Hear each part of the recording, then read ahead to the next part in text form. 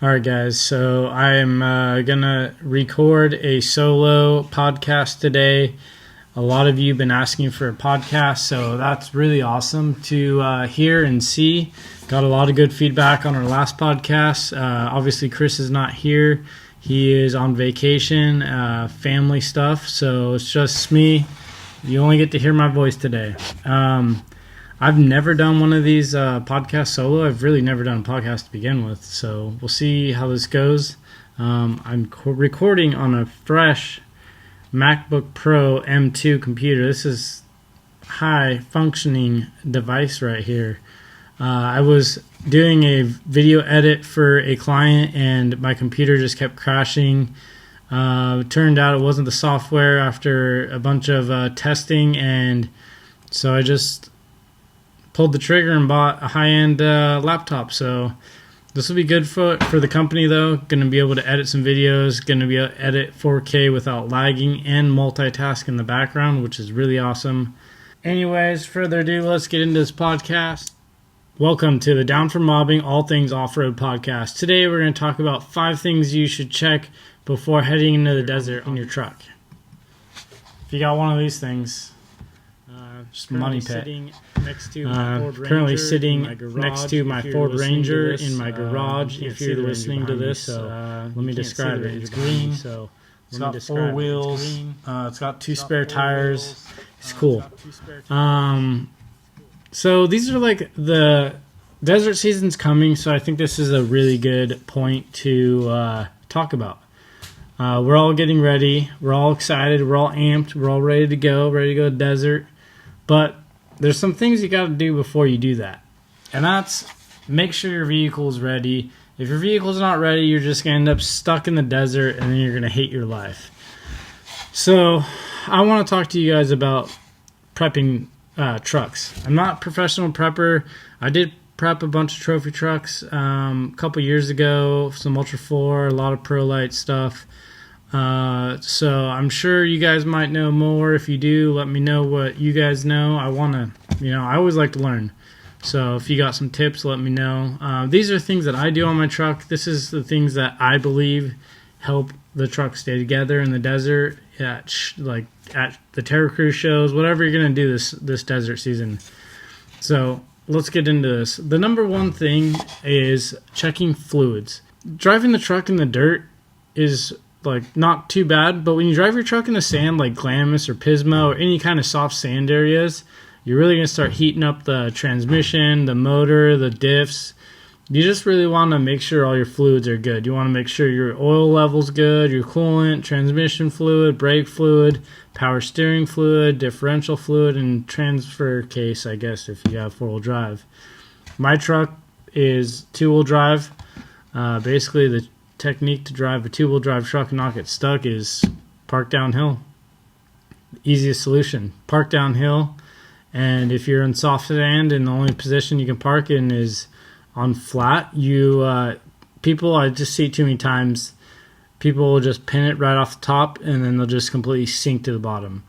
You want to feather the throttle, basically. You just whop it a couple times and it will help get the truck moving, and then it will also keep the truck on top of the sand. Instead of just pinning it and digging down, you just kind of blip the throttle a couple times and just keep it going. But basically, like I said, you want to check your oil, you want to check your coolant, you're going to want to check your trans fluid. Everyone has their own way of checking all these things, so whatever is the best way for you to check these fluids, just get them checked. I personally am lucky enough to have a level garage, and I'm able to check it here. So I have all the, my shop stuff, so that's always nice. Before this, I was working in the dirt, and I was working out of a 10x20 Costco carport. Let me tell you, it was cold, windy, sandy, not level at all, but, do your best to get it done. Checking your fluid is important. If you can't see the fluid in the container, one thing I've learned working in the automotive industry is you can take a flashlight take the cap off the reservoir with, like, let's say like power steering fluid. Let's say like brake fluid, like the container it sits in on the truck. You can take the cap off of it, and you can hold a light into the container or the reservoir, and that'll help you see the oil level. Or you can just stick the light directly onto the reservoir itself, and it'll help illuminate the fluid level. So something I learned to make that job a lot easier. Obviously, if you have a transfer case, like I said, this one doesn't have it, but most of those things, just put some good fluid in there. There's a lot of good stuff.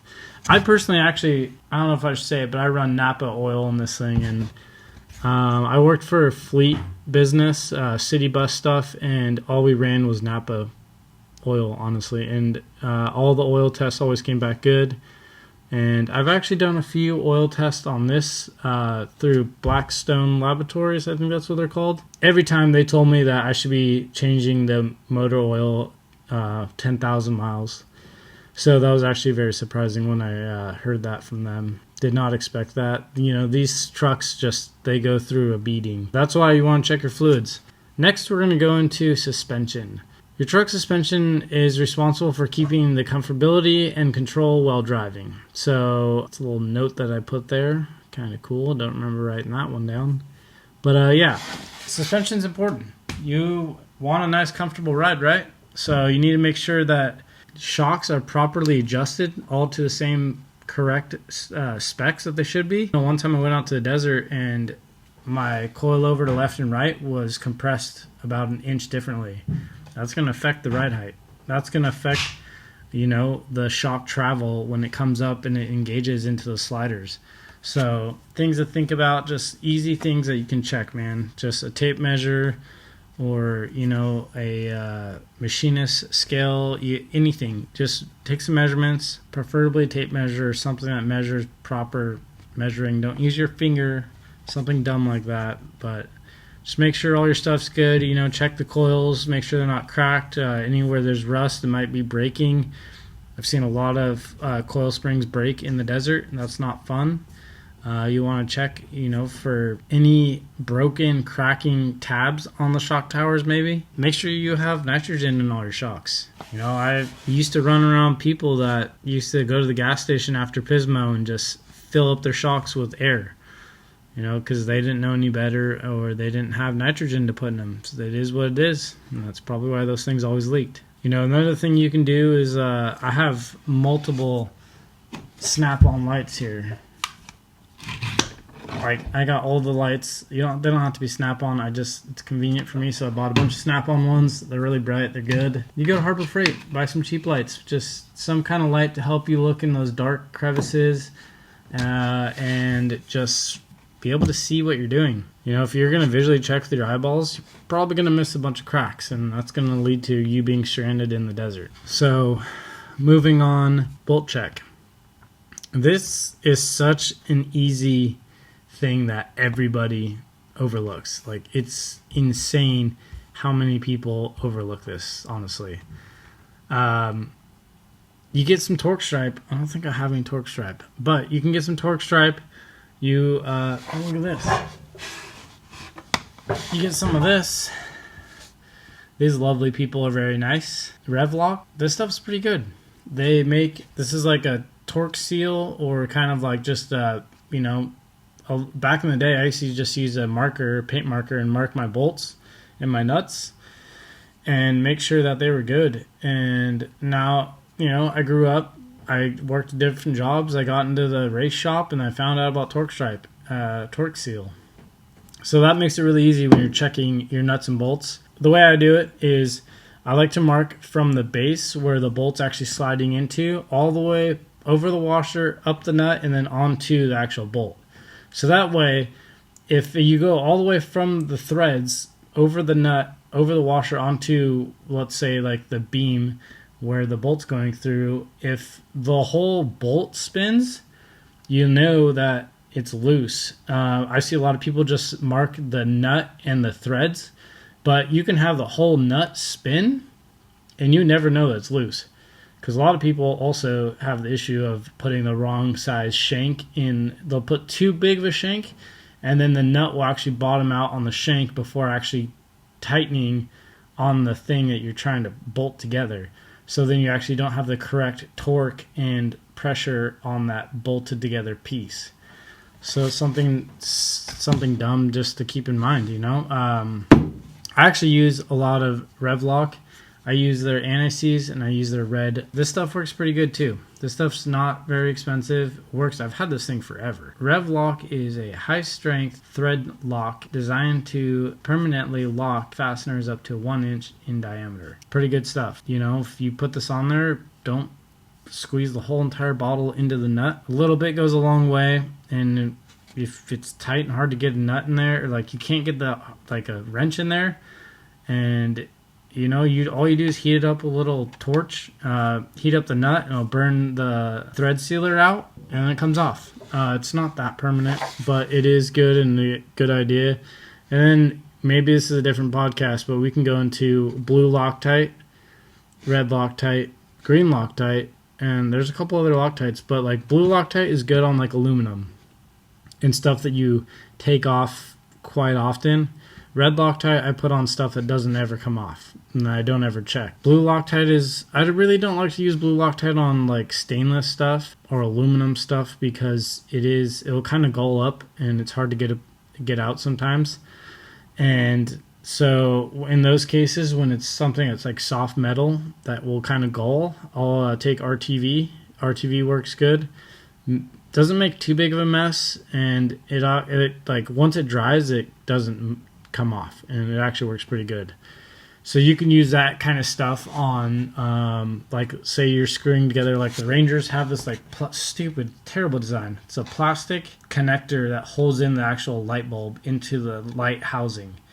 That always comes out. So I do a little blue RTV, black RTV, doesn't matter, just a little black RTV from the housing onto the little spin nut. I don't know what it's called, but it doesn't allow it to spin off because it's kind of rubbery, so like it can move and it just doesn't come off. You can't put like red Loctite or blue Loctite on something like that because there's no threads for it to actually stick into. But you know, little things I've learned throughout the years of prepping trucks and working on my own stuff and working on junk. I also sometimes will use, if you ever had those little connectors that always come loose on like switches and stuff, you can take, once you connect the connector to the switch on the back end, you can take a little RTV and kind of put RTV across from the switch to the connector, and then that will keep it from sliding apart. I've seen a lot of trophy trucks put together like that, so I don't think it's too ghetto. So we talked about a lot of good things so far. Next up is you should do this on everything you own, but check your tire pressure. Check your tire pressure, check your tire condition. You know, your tires are the one thing that keep it on the ground and very essential piece of your vehicle. You know, something like, I think one of the coolest things that I did learn prepping trucks and working in the Pro Light, you know, going to Crandon, doing all those fun races is working with tire sponsors was cool. Mickey Thompson was a really big sponsor for one of the people that we worked for, and I learned a lot. This was 3 years ago, and so we'd always, like, when the car would go out it'd be on fresh set tires, it would go out and race, and it would come back into the pits, and then we would flip the tire around. And I always thought it was so weird because we were, you know, rotating tires, dismounting tires, and I was just trying to figure out why we're doing so much extra work. Turns out, when your tire's spinning, it eats up the front edge of the tread. So you spin the tire around, and you get a sharp, brand new edge on the rubber.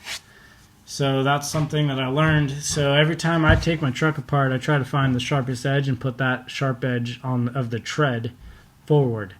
Obviously, I'm not four-wheel drive in the front, so it kind of doesn't really do anything, but I still just do it out of habit. I don't honestly notice a difference. Like, I always thought it's crazy when they would cut tires and change tires and like change PSI. Like I can't tell a difference. Maybe I'm just not cool enough, professional enough to be able to feel a tire like that. I just do it anyways. It was just a habit I've learned, so I continue doing it. Maybe you can do it. Let me know if you notice a difference. I am running Yokohama tires right now. They've been pretty good. Honestly, it's pretty surprising to see this aggressive of mud tires do so well on the street. Like, I've had Nittos, I've had BFGs, I've had a lot of aggressive mud tires, and these are honestly pretty good. It's not very loud. They pretty much stick to everything. I remember I followed a bunch of rock crawlers in Johnson Valley, and it was some pretty treacherous stuff, and I was there down to 15 and 10 in the back, and I pretty much got through everything. I think it also helped that I'm linked and beamed. I mean, I don't know about the beams, but I just have enough like flex that I was able to keep my all wheels on the ground, so I think that helped me as well. That was a good time, though. I need to actually try to build a Go Fast pre-runner some point. Maybe I'll sell this one and build a Ultra 4. Probably not. That was a joke. One thing that I actually did this weekend and last weekend, I did a lot of trailer prep. I went on Craigslist, found this camper. This thing was like 1940s. It was old. Maybe 60s. Like little bumper pull, dual axle, little trailer. And it was actually pretty nice on the inside. And anyways, I needed a trailer, and I knew this was the cheapest way for me to get in a trailer. I drove it home, super sketch, no lights, no nothing. Tires were from the 80s. Those like really weird skinny tires with the wavy BFGs that I got, whatever those things were. They made it home, and I started just cutting this thing apart day after day. I had literally one skill saw. It was a left-handed skill saw, which really sucked because I'm right-handed when it comes to skill saw. And I just chopped this thing up, top, bottom, cut it apart, cut everything, smash some stuff apart. It's probably really good for my mental health. Being destructive is actually pretty good sometimes. I just cut this thing apart. It took me like 2 weeks. Put it all on a dump trailer. Took it to the dump. Cost $13 to dump it back in the day. And Formula Factory Fabrication was kind enough to kind of build it out. So build some supports to it. Honestly did really well, and I never painted it. I went through a lot of boards, and I was just missing some like small structure points where the truck was like sitting for the most part, so there was just no weight. There's no like the tire would sit there, and like the only thing was holding it was outside edges, so it wasn't ideal. And so this weekend, this last 2 weekends, I kind of took the boards off, went through everything, fixed all the wiring issues that I had. I also put some new supports in certain areas where the truck sits and on the trailer, so it kind of has something to sit on instead of just sitting on the outside edges of the board. And painted it. I still need to paint the deck or stain the deck. I don't know what I'm going to do. What do you think I should do? Should I paint it or should I stain it? Painting it sounds a lot easier. And I welded some D-rings and I welded some front strap, like tie-down points on it. And it looks pretty good. Honestly, like I always was like, I'm not gonna paint it because why paint it if it's just gonna get stolen? If it looks like shit, no one's gonna steal it. And now it looks really nice, and now I'm a little concerned. But that's just I went through wheel bearings, went through the tires. I fixed some support sections on the front of it that were cracking because they were just need a little more support. I kind of added more stuff to the trailer since it was built by Formula Factory. So nothing on them. I just added more weight to the front. The design changed because I extended the neck of my trailer to fit underneath my cab over camper hangover section. I didn't want to do that like 52-inch or 58-inch receiver bullshit because just as sketch. So we extended the neck and with like industrial, sizing, everything, and very strong stuff. Way better. Trailer handles great still, so didn't lose any trailer handability, whatever it's called. It's been good. So it's a nice little update on it. It looks a lot nicer sitting in my front yard now, so that's cool. And it's just it's good peace of mind when I'm towing in the middle of the desert and there's just like no one around, no cell service, that at least I know the trailer's good. So that's going to cover the 5 things that I think you need if you're going to go to the desert this season. There's a lot more we can get into. That's very just like off the top of my head, kind of in some notes that I came up with. Still trying to figure out this whole like podcast thing.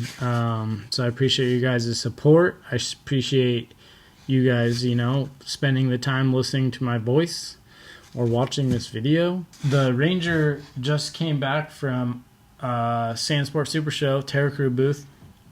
If you got to see the truck, comment, let me know. It was actually a really cool show. Honestly, I'd never been there. It was exciting to go there, see a lot of golf carts. A lot of golf carts. And I actually saw some really cool trucks, got to meet some new people, got to see some sponsors and vendors. It's always a good time talking to those people. This weekend today is Sunday, the 24th of September. So this Saturday, Friday, Saturday, Sunday, the truck's going to be over at Off-Road Expo in the Terra Crew booth again, I believe Building 7. So that's cool. Make sure you guys go out to Off-Road Expo and check out the Terra Takeover. They're going to do some demo stuff with some cool trucks. I have to work, unfortunately, so I'm not going to make it out. I'm just going to go drop the truck off and let all you cool cats and kittens look at the truck. That was a weird comment. Don't mind that one. But Rugged Radio sent me a package. So I'm going to open this thing, and it's going to be on camera. Alright, Rugged sent me a package, and I have no clue what's inside. So, I have a Rugged box in front of me. It smells like cardboard. Rugged has honestly been a very big support for this truck, ever since it started.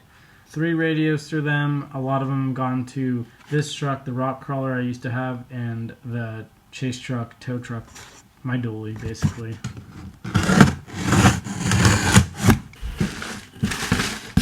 Looks like it's a radio. A handheld radio.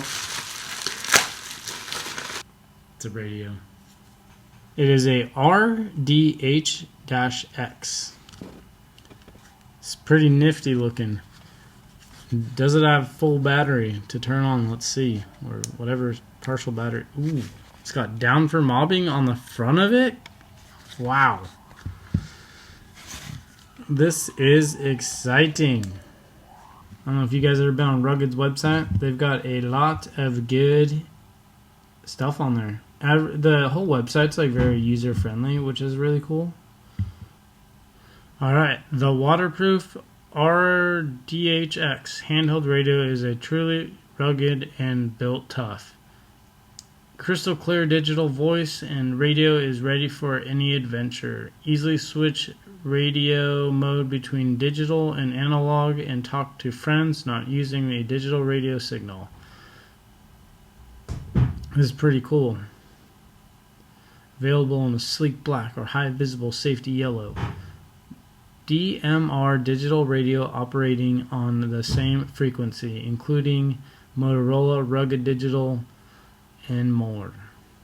It's waterproof, LED display, dual band, H. Oh, that's pretty cool, man. Pretty cool. Yeah, this will be a cool addition to my camera bag. This is definitely helpful listening to the races and whatnot. So, yeah. Big shout out to Rugged. Maybe this video is sponsored by Rugged. Maybe. So it's cool. I appreciate those guys. Those guys have always supported DFM in everything we've done. Like I said earlier, we're going to wrap this thing up. If you guys are going to go to the Off-Road Expo this weekend, make sure to check out the Terra Crew. Pretty much they have half a building, I think, again this year. So check out the Rugged booth. The Ranger will be there. Check out the Ranger. Make sure you take a peek at the air intake. That's pretty cool. If you haven't seen that, the air intake is probably people's favorite thing about this whole entire truck. So check it out. Check out Terra Crew. We've got some stuff planned. We I know a lot of you were pretty bummed that we had to remove our off-road social date and event. So we're actually going to rebrand Pre-Runner Island to Off-Road Social, and we're going to move the location from Fiesta Island to the brewery, Alesmith Brewery in San Diego. Fiesta Island's kind of blown out in my opinion. Rangers were walking around the last event trying to give people tickets. And it took like 2 hours to get out of there, so that's a bust in my opinion. So honestly, to be truthful, that is a good turnout for those guys, so no hate towards them. I love what they're doing for the community. I'm just going to try to move my event to a more legit location where there could be brew, there's going to be food, music, it'll be indoors, lots of parking, lots of cool stuff. There's some axe throwing available, so that will be in June of next year, 2024. Probably going to be that same Father's Day weekend, so stay tuned for that. Still, that's actually stuff we're working on right now, so that one event takes a whole year to prep for, surprisingly.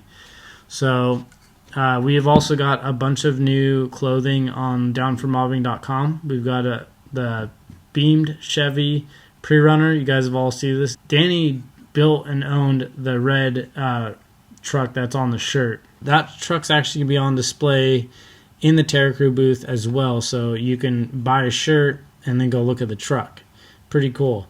We also, for the ladies, we have a racer back tank top. This features the Ford Ranger behind me, and it says Down for Mobbing. Check it out, downformobbing.com. We also got hats, stickers, and all the other cool stuff on there. If you guys are going to be going to Clean Deserts, November 11th cleanup in Barstow, California, once the Clean Desert event is over, around 3-ish, we're going to be meeting up along Outlet Center and Linwood Road. I think it's called Linwood Road. We're going to be meeting up for a flag run. So we're all going to stage kind of like right at the entrance, right off Linwood Road. Right off the side of the road, there's going to be a bunch of whoops and cool stuff, and there's a cement, like a normal street right there, road. And I think it'd be cool if we can get 50 pre-runner off-road vehicles to run a flag. And we all kind of keep it tight and calm. We don't need to be racing each other down this section. The whole point of this is to get video and show thanks to those veterans that served for this country, and the people also serving as well. Can't forget about them. So there's some info on the Instagram page at Down for Mobbing. Check it out. I'm going to post some more info. I got a flyer built. I'm just waiting, working closely with a company that builds flag mounts that bolt to the bed or onto a cage.